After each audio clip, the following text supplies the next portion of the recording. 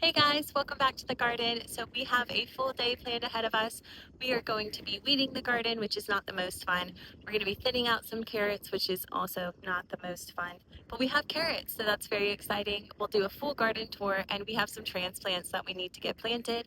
I also need to fertilize, so it's going to be a full day of garden chores, and I'm excited to take you along with me.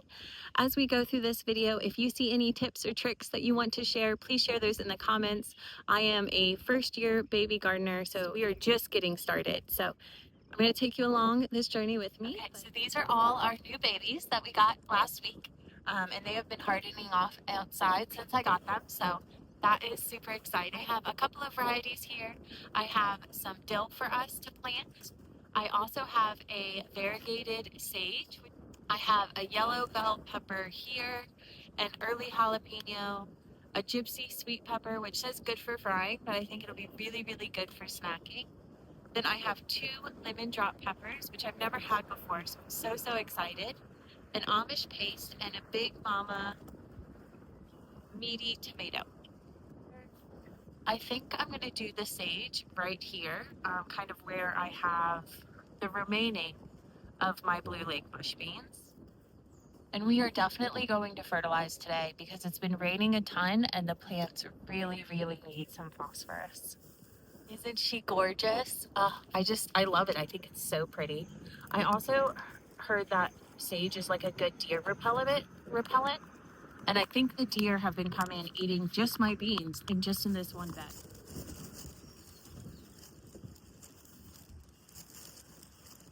All right, now that that is done, I think we will move on to the rest of the plants, but I have to figure out where I want them. So I think I want the dill to go with the cucumbers. So let me turn you guys around. This bed has all of my cucumber seedlings. I had a full row of cucumber starts and they died. Like that. They died like this. These are the Boston pickling cucumbers. And I had a bunch of cucumber varieties that I got as starts, but they all died. So that's really sad. Like I had gherkins here, and then I had muncher pickles, and then I had straight 8. And I really thought the straight 8 was going to make it, but no, it died. I also have some bush beans over here. So I did plant some more Blue Lake bush beans because the deer got like the majority of mine. Look how good the Blue Lake is doing though. She looks beautiful. Our Royal Burgundy bush bean had a pest problem, but I took care of that, I hope, fingers crossed. But they're coming up nicely. Like you can see, little bit of growth there. I think that'll be a Blue Lake bush bean. Then I planted another one there yesterday and another one there yesterday. But yeah, so I'm going to go ahead and get the dill over here. I think I'm going to put the dill like right here, maybe like right here. Or maybe right there. Or was I going to do another tomato there? There we go. Yeah, that's perfect. So let me go over here. I want our dill. I want our transplant soil. I think the pickling mayhem was a good learning opportunity for me. I was really excited to try a whole bunch of different cucumber varieties so we could see exactly what we liked and what grew the best for us. But I do think I planted those too early. I planted those around Mother's Day, so like a few days after Mother's Day. And I really think they should have gone out closer towards the end of June, like I'm planting these starts right here. So I think next year, I will start with these seeds because I think that worked really well as well, and it'll save some money. But then I'll also wait until the end of May, depending on the weather, but most likely the end of May before I get started. Just a couple takeaways, some things for the journal later. Next year, I really want to level up our companion planting game, and I really want to do more herbs as well. So we have some sage, some rosemary, now we have some dill, we have some oregano, but I think I just want to do more of each and have them with their companions. Now, so far I've been spacing pretty much according to the square foot gardening method recommendations. However, for these tomatoes, since these are kind of an odd bunch, I have the Brandywine, I have the Amish paste, and I have the Big Mama. I think I'm going to try to space them a little bit closer together and just see if that works. It might not. They might be overcrowded. I might need to heavily prune them and just make sure they only have 1 liter each instead of maybe doing 2 liters. But I do think it'll be a good experiment, at least for this bed. There was a seedling kind of next to it. I have no idea what that seedling was. I think it's probably a cucumber, one of the Boston picklings, and I already have 6 or 7, so I just plucked that seedling up, and now I have space for these 2 tomatoes. Now I have a question for those of you who have been gardening for a long time. When it comes to your indeterminate tomatoes, at what point do you start pruning the leaves? Do you prune underneath the first flower? And then how deep are you burying your tomatoes? And same for the determinate tomatoes. Are you also pruning under the first flower for those? And are you still burying those as deep as you would your indeterminate tomatoes? Those are the 2 things that I'm getting mixed answers on when I look online. So if you guys know, please put them in the comments below. Right now we are working on the Big Mama. And so we are getting her into the ground, and these 2 starts just look absolutely beautiful. There is a local greenhouse about a town or 2 towns over from me that I pass on my way home from work, but I've been very happy with them so far. All of our tomatoes planted out, and we're going to move on to our peppers. So I have 2 kind of pepper beds, but I'm going to do something different with this gypsy snacking pepper that you guys will see in just a second. I'm going to put this with my black cherry and my black cream tomatoes. There's also basil in here and French marigolds, so I'm hoping those will be good companions for this plant. But I had some open space, and I thought, maybe I could test how a pepper grows when there is a tomato right behind it. So kind of what the spacing looks like and what the growth habit looks like. With this, I just did the same as how I planted all the others. I put a kind of dry fertilizer in, and then I sprinkled over this like root and start liquid fertilizer that you see in our watering can. Now we're going to do our yellow bell pepper in the pepper bed. So I have my Anaheim peppers behind. Now you guys let me know. I'm sure I'll find out once they start producing. But do I need to stake these? Because I know bell peppers are like a little bit chunkier and thicker and have a lot of weight. So maybe the stems will need support. But you guys tell me, am I going to regret not having these staked up? Now we are moving on to the early girl jalapeno. So if you look right behind this jalapeno is another jalapeno and a King of the North bell pepper. And I planted those out a few weeks ago. I got them as starts. I planted them pretty deep, but I will say, I don't know if they're stunted. It was definitely well after our last frost date when I planted these. It was, I want to say like May 15th or 16th, and we had a couple of colder nights, but no frost nights. So I want to ask you guys, are these peppers stunted? What do you think? Do you think they'll end up growing later, or maybe I just planted them so deep that now they look like short little beans? I don't know. And then over here, we are moving on to our last 2 peppers. So these are the hot lemon drop peppers. I believe that's what they're called. And I've never had these before, but I saw them and I was like, why don't we try those? I really like peppers. I like snacking on peppers. I like making bell peppers. I want to try making these pepper pucks that this girl on YouTube, I really like, Emily Ann. She's also like a country singer or something, but she makes pepper pucks, and I think that's such a good idea, a good way to preserve.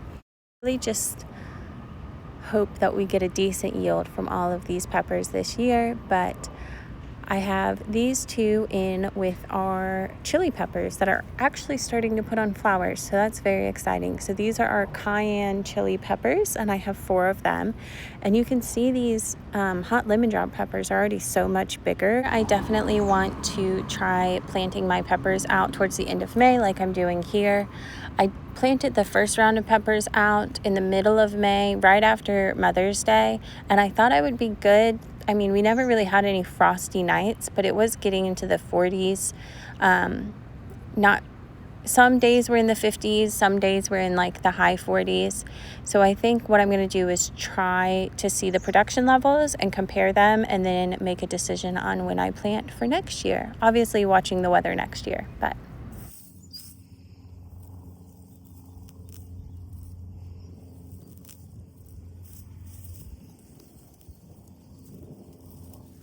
okay, I think everything that needs tags has tags. So I'll give you a little toy. We have our 2 Italian iced tomatoes. And then I don't remember what I planted there, but I have radish growing here. Okay, so we have 55 radishes growing in this bed. Then I have our rhubarb, which keeps putting on more leaves, which is really awesome. And she had aphids at one point, so I just constantly check her leaves. So 2 Italian iced tomatoes, 50 something radishes, rhubarb. Then we have our green machine zucchini, which was a transplant, and she's doing really good. I planted some summer lettuce in here, as well as some more gold zucchini or yellow squash, because my 2 transplants died. So I hope they germinate. The variegated sage that you guys saw me plant, bush beans, blue lake, royal burgundy. Then I have super sweet 100 cherry tomatoes. Those are looking really, really good. She's starting to get flowers. Ticka, ticka, ticka, ticka. Then moving over here, we have our brandywine tomato, we have our Amish paste tomato, and our Big Mama. I think I planted a pole bean there. We have a decapitated black cherry tomato that is growing. And then we have 3 of our mini pumpkins, I believe. And then I also interspersed some pole beans, or French fillet pole beans. Here I have 3 marks for jack-o'-lantern pumpkins. None of them have germinated yet, so we'll see what happens there. And then our Space Master cucumber seedlings are here. These are the transplants for the Space Master. Obviously not doing well, but seedlings. So we have 1, 2, 3, 4, 5 Space Master. And then I did plant some items in here. I think they were pole beans, maybe some flowers, and then some more summer lettuce. And we've gotten a little bit of germination, but I just planted the summer lettuce, so we'll see what happens. See? Germination. Okay, so that is that bed.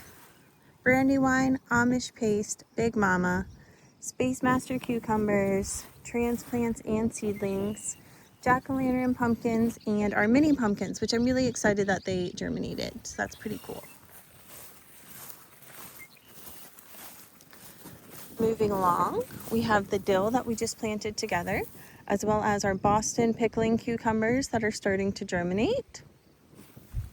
We have our royal burgundy bush beans, and then the last of our transplant Blue Lake bush beans, but I had seeds, so we have more of those here.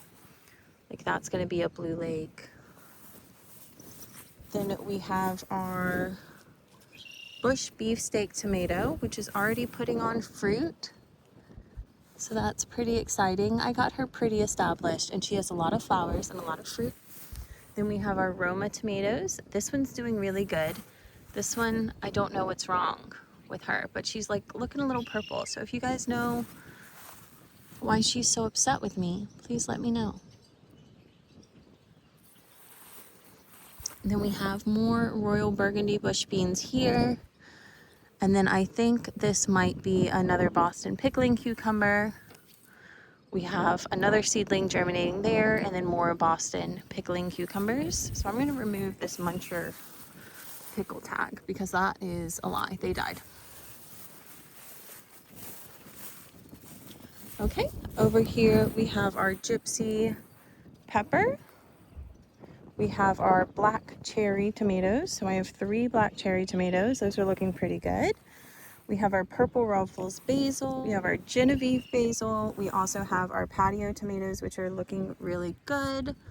They're looking pretty thick. I think they're starting to bud. And then we have more radishes. So in this bed, we have 26 radishes in this bed. And then we have 3 of our black cream tomatoes, which are starting to put on flower. So that's super exciting. And another patio tomato, which is looking pretty good. Not as tall as her sister, but all in due time. And then our safari yellow fire French marigolds. Those are my favorite. They're so beautiful. And we have 3 of the Genevieve basils. We have 1, 2, 3. And then this is our flower bed. So I have candy cane zinnias popping up. Then I have all of our dahlia tubers looking strong and healthy. And I did put some carnations in there, so hopefully they start to pop up too. Moving along to this bed, we have our onions. So we have our Spanish sweet onions over here. And then we have our Texas 1015 onions over here. A yellow bell pepper here. An early jalapeno pepper. 4 Anaheim chilies in the back. We also have carrots in this bed. 2 sweet banana peppers. Another jalapeno, and a king of the north. So those are kind of stunted, I think, because it was a little chilly a few nights, but hopefully they'll start to grow over time. Then moving around to this bed, we have the 2 hot lemon drop peppers that you guys saw me plant earlier. Then we also have 3 cayenne slim peppers. We have a whole bunch of carrots over here. We have some more French marigolds, 4 purple beauty bell peppers, and we have, let's see, 43 daikon radishes in this bed, carrots interspersed, sweet alyssum, marigolds, and just a bunch of peppers. And then in here we have 20 strawberry plants. We have Greek oregano over there in the corner, sage over here, more sage, and then our rosemary. We are starting to get some beautiful flowering on the strawberries, and I've started to leave this open for the pollinators. I know they're self-pollinating, but a lot of studies say that they do better if you let a pollinator go in, and I really don't feel like hand pollinating the strawberries.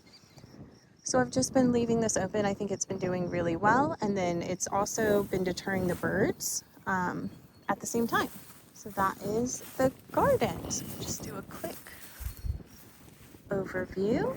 We have our strawberries, our peppers, and our daikon radishes, our onions and peppers, our flower beds, our tomatoes, our singular pepper, and our normal radishes with our basil, our bush beans, our cucumber, more determinate tomatoes, and some dill. We have our pumpkin patch, as well as some more tomatoes, some Space Master cucumbers, more bush beans, more tomatoes. These are cherry radishes, so the nice red radishes, some lettuce in this bed and this bed, rhubarb, zucchini,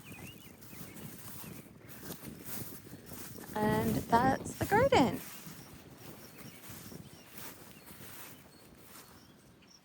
If you're new here, my name is Kat. I am a first-year gardener and I am sharing my journey.